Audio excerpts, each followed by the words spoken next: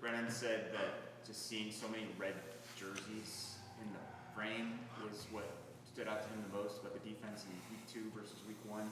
What did you think was the biggest reason that the unit improved so much? Yeah, that was one of them. I think I've shared that with you. That's how we're built, is to swarm the football, but it was impressive. We played hard. More importantly, though, I think we were accountable and we executed the details of our assignments. And we didn't go chase plays. We let the game come to us more. I thought we tried to chase too many things, which created some mental errors. So we just played our defense and did our jobs, and we're accountable to each other. And then that brought the ball back to the guys that should have been the free hitters, and they all enjoyed themselves and got there. It was nice. It was nice. Justin and Troy. Looking at Kansas State quarterback Avery Johnson, very athletic quarterback. What's the scouting report on him, and how do you think the first couple of games prepared your defense for a quarterback like that? Well, he's very similar to the first one we lined up with. And as I've shared with you, quarterbacks with legs always, I think, is the way to go. That's why when I was on offense, if you noticed, we had Danny White because we were moving from the Georgia Southern option football game. So Danny came in to throw the ball. But I was really looking for the athletic guys that could throw, and that's why we went out and I recruited Keith Smith, who is the original Johnny Manziel, okay, and Ortiz Jenkins. Because quarterbacks with legs always puts a lot of strains on the quarterback. Everybody could be covered. Now, they create offense for you. They create momentum because now you got to get them on the ground, up in the open field. So he's got a lot of that in him. He's a good football player. He's somebody that we have to be aware of and contain him.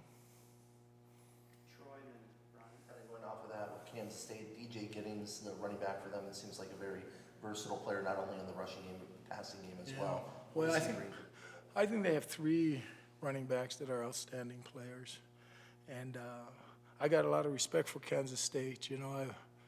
I lined up against them from 2001 to 2014 when Bill Snyder. We took I got a lot of respect for that program, and they do a good job in recruiting, great depth there. So I think they have outstanding skill, across the board.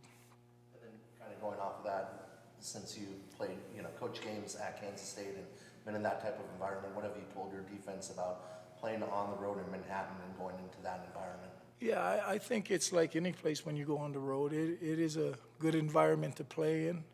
They've got they're like everywhere, there's a home field advantage there. It's going to be a lot of fun. It's going to be loud. They're going to be excited. I think we're now in a situation where we don't sneak up on anybody. We'll get everybody's best shot, and that student body will be ready, much like when I went up there with other universities I coached at. Brian and Jason.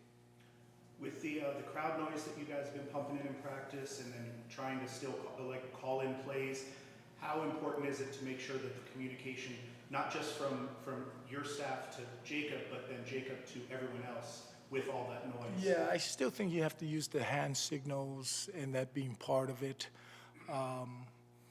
And everybody has to be clued in. It's a shorter week, but you've heard me talk about the mental game. We all have to be clued in to what's going on. So I think that's a bigger thing for the offensive side of the football, the communication aspect of it, because for us, we'll use a lot of visuals. We do use some of the verbal, like you say, and if we're having problems with it, then we'll have ways to get things communicated to our guys. Jason and Michael. How would you assess the play of Owen Goss, just in general, what he brings to the defense? Well, what I thought, this was your classic game of next man up. Losing Gunner and then losing Dalton. You just always have to be prepared. I thought he came in and did a phenomenal job, and but that's why you just always got to be ready to be called upon. And being a backup anywhere, the expectation level is, You know, you try out there, the expectation levels, yeah, you only got 25% of the practice reps, but we expect you to play like the starter. And I thought he came in, played hard, was very active, did his job. You know, there was no negative plays. Was he perfect? No.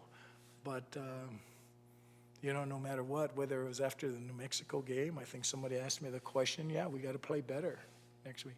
If you were to ask me that question after the Oklahoma game, I would have said, yeah, we have to be better. I mean, every week you just got to continue to be better, and that's how the standard keeps moving in the right direction.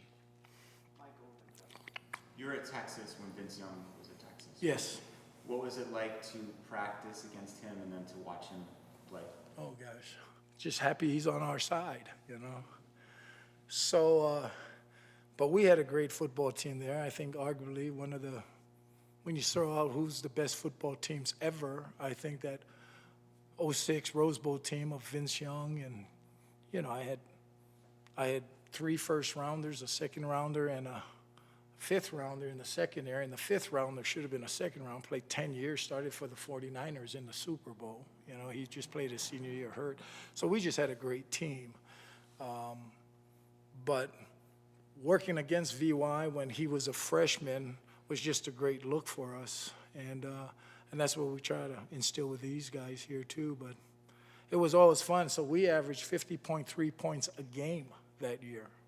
So it's pretty comforting that if we could just hold them to 7 touchdowns, we could win.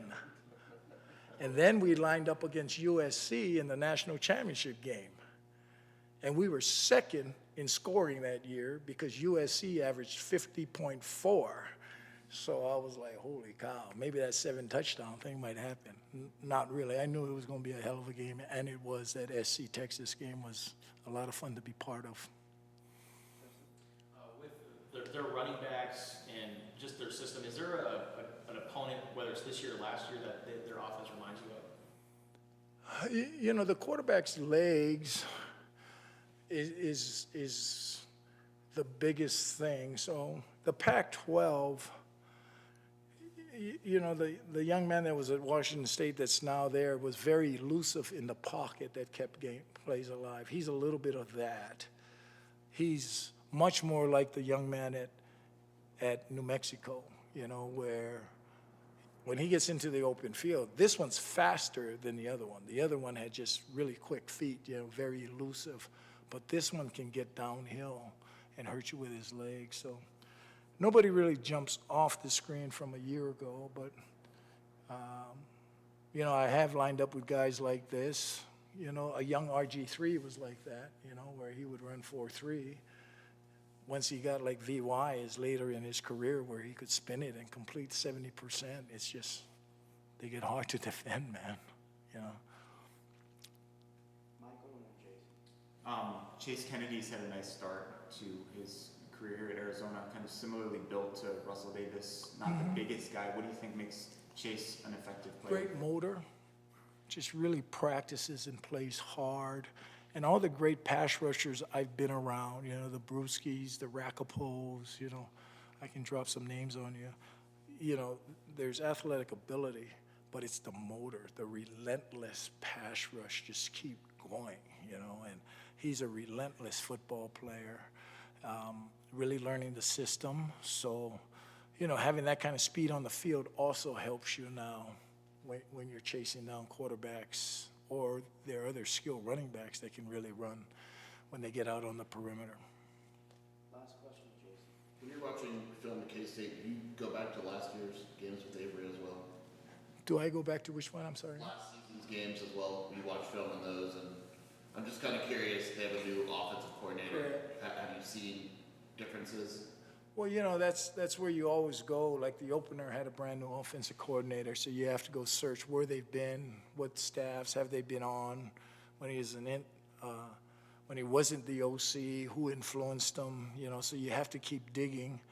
Last year, in fact, their offensive coordinator went to A&M, Colin Klein, we lined up with. He was a heck of a football player. So I still see I see some of Bill Snyder's influence still on that program with what they do.